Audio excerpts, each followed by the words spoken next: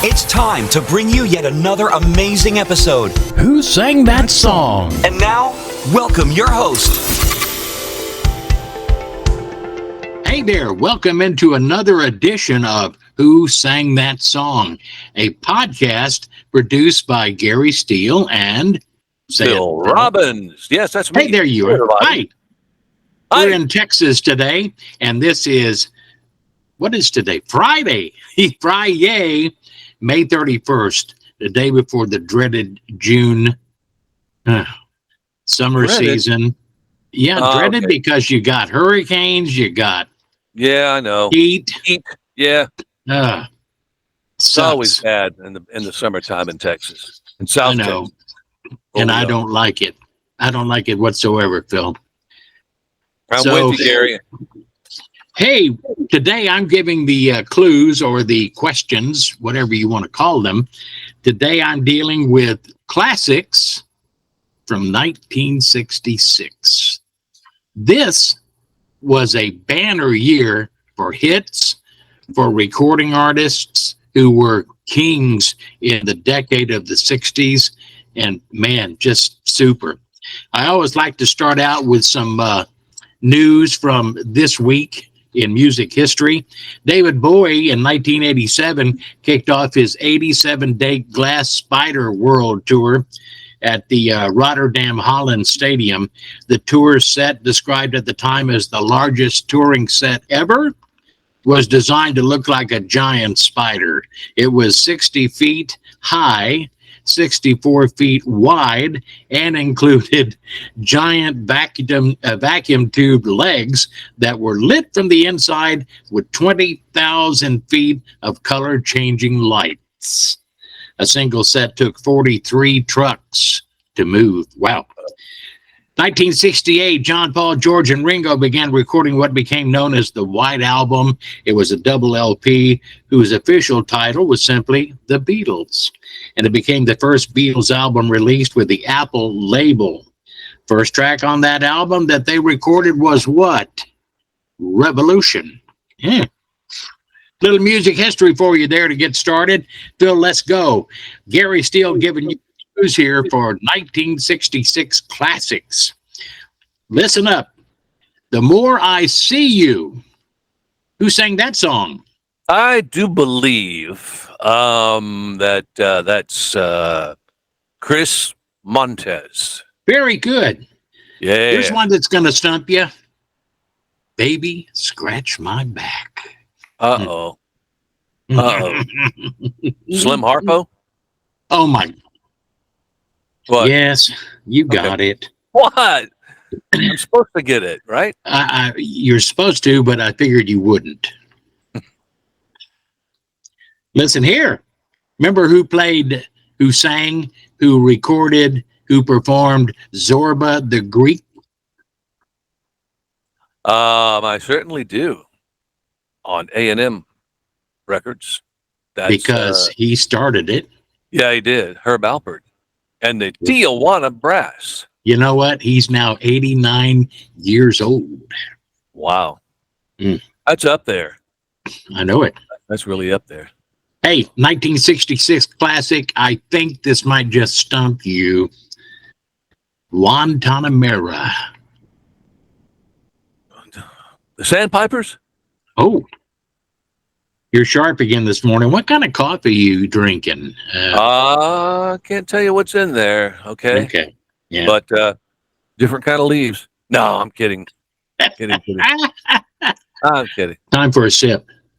Uh-oh. There he goes. He's got gin. Drinking gin this early in the morning. Well, I can't help it. But, you know, I'm Your Puppet. Another 1966 classic sung by James and Bobby Purify. Very good. Very good. And, you know, one of our favorite groups from the 60s sang this one, big hit, Kicks. Oh, yeah. A lot of hits from Paul Revere and the Raiders. There you go. And correct me if I'm wrong, but this next artist who sang Lightning Strikes, I believe was a Facebook friend of yours. Yes, he is. Lou Christie. There you go. Fantastic. How's he doing these days? He's doing great. He's such a nice Good. guy. Yeah. Yeah. uh, this is what I feel like on a daily basis, working in the coal mine. Going down. Going down. Whoop. I might not be able to get this one. I should, but I can't remember who did it. Working in the coal mine. But use one of my whatchamacallits. One of your lifelines? Yeah, I'm on my lifelines here. Give me a hint. How about a hint? Working in the coal mine. First name began with an L. Last name with a D.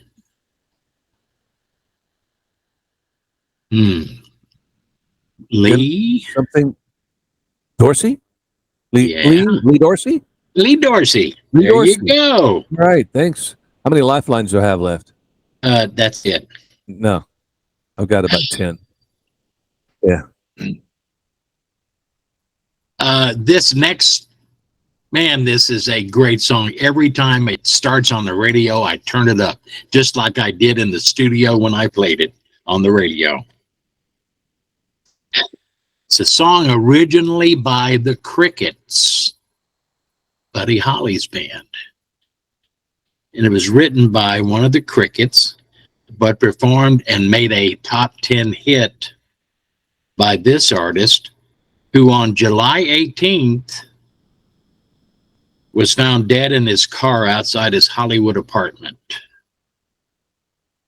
The song is called I Fought the Law. Who sang that song, Phil?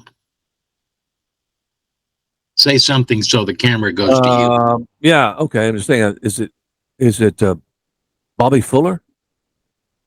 And Bobby Fuller? Bobby. There you go. Yeah. He was found outside of his apartment in his car dead, and it's not really exactly known what happened, whether he committed suicide or whether he was killed, but it's just tragic. And guess what? That song, I Fought the Law, was actually recorded by another favorite band in the 70s known as The Clash. Oh, I didn't know they did that. Yeah. Did not even know that. Wow. Yes, sir. Wow, that's pretty cool. I agree with you. I get jammed to that song. Got those speakers up loud, full blast. Oh, man. Yeah. Just a perfect recording, in my opinion. Just perfect. Fast, upbeat, perfection on the instruments. Wow. You know what? You had a real good-looking lady in the 60s who had a bunch of hits, and one of them was called You Don't Have to Say You Love Me. Who sang that song? Dusty Springfield? Yes. Yeah. Okay. Very good-looking lady. Yes. Yeah, she was. And voice. nice. Very nice. Yeah. Was she really? Oh, yeah. And you know what? This song, and this will make some of the listeners pissed maybe, but can't help it. If I never heard this song again in my life, I'd be happy. Oh, Gary, don't say that now. But they play it all the time. It's nonstop, and I don't know why. It's called You're My Soul and Inspiration. Yeah. Okay. I'll agree with you now. Yeah. Soul and Inspiration. The Righteous Brothers. Yes. The Medley Boys. It makes me turn the radio off when it comes on. Yeah. They didn't like to hear that, but, they understood what we meant. Yeah. And you know what? Conversely, when this song came on the radio, you were happy because it signaled the end of school as a teenager and what you could look forward to later. The song is called See You in September. Who sang that song? Yeah. The Happenings. Yes. Isn't that a great tune, man? Oh, yeah. Absolutely. This is sung by a man who was the brother of one of the Temptations. What becomes of the brokenhearted? What Who sang becomes that of song? the brokenhearted? Yeah, let me think. What becomes of the brokenhearted? I can't think of his name. First name is Jimmy. Wow. Jimmy. I don't know. Okay, listen to think of it. this. Okay. Jimmy Ruffin, Oh, brother Jimmy of Ruffin, David of course. Ruffin. David Of Ruffin course. of the Temptations. Yes, I should have known that. Yep. Oh well. My first one to miss. Yeah. And you know, there was a guy that was on several hit records in the 60s, considered classics. And in my opinion, he could barely carry a tune. This particular song, I want you to guess, is written by Lee Hazelwood. It reached #1 in the US and the UK. And it's called These Boots Are Made for Walking. Oh yeah. That's Nancy Sinatra And Lee Hazelwood. and Lee wrote it. Hazelwood. Yeah. Now, Yeah. you know, later on, he was in No. that recording with her. But not the Later- original. Right. He was not in These Boots Are Made for Walking. He wrote it, Right. but he wasn't in it. Right. What I Right. meant to say was later on in the decade, maybe even that same year, I don't remember, he was in that song with Nancy. Strawberries. escapes. Uh-huh. Yeah, that's it. That's one of them. What the heck is that song now? Strawberry Summer- Kisses. Summer Wine? Yeah. I Think it believe is. you're going to be right. Yeah. Okay. Now I haven't heard that in a hell of a long time. I'll have to listen to that when we get through here. Not that you're going to want to, but okay. Oh yeah, I kind of do want to. Okay. Okay. This band was trying to be an American version of the Beatles.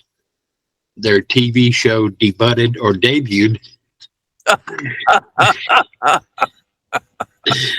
Little levity They there. butted them. Oh Lord. Monday, September 12th, I believe it was, of 1966. Who sang Last Train to Clarksville? It's the Monkees. Yeah, Yeah. the American version to the Beatles. I think there's only 2 of them left, right? Isn't that No, right? there's one. Oh, okay. So Mickey Michael Dolenz. Nesmith. Michael Michael Nesmith died. Nesmith passed away a year or two ago, as I recall. And of course, Davy Jones You know, a long time his- ago. And my then, dad knew Peter her. Ford. She worked in the same place. Mike Her who? Mike Her Nesmith's who? mom worked with my dad. Yeah. And what did she do that was famous? He invented whiteout, liquid whiteout. How many millions of people use that stuff? Yeah, no kidding. I use it on my teeth all the time. White? Yeah. Oh Lord! I don't know But don't about eat that while one. you got it. Don't eat while you're. And don't even try this at home. You better say that. Don't try using that on your teeth. If you're that stupid, go ahead. No, I'm kidding. No, but she did. She did invent that. So. And I forgot that he had passed away. I didn't realize that. Yeah, great song. Yeah.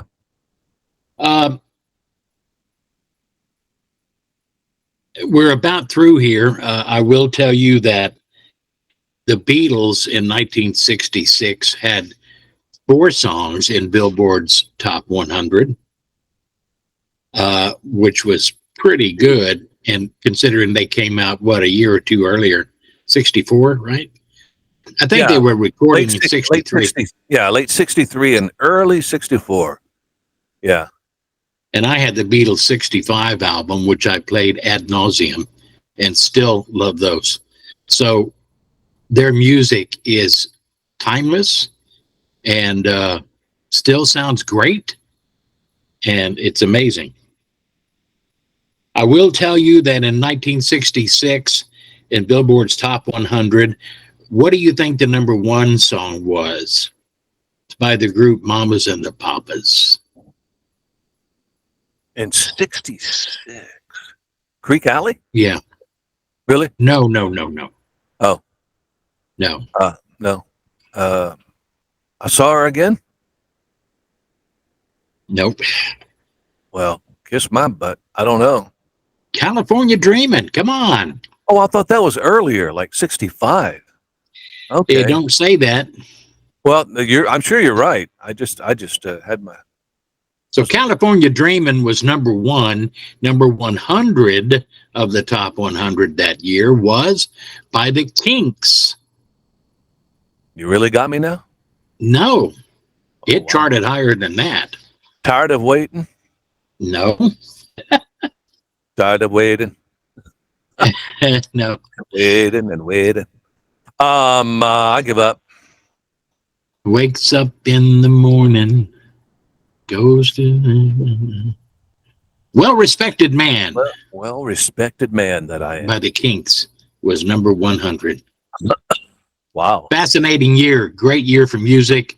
What were the Great songs year. from the Beatles had out that year? I was Slow afraid down. you'd ask me that. Oh damn! I thought you had Nowhere it. Man was one of them. Slow down. Nowhere, no. No? Nowhere Man. Uh,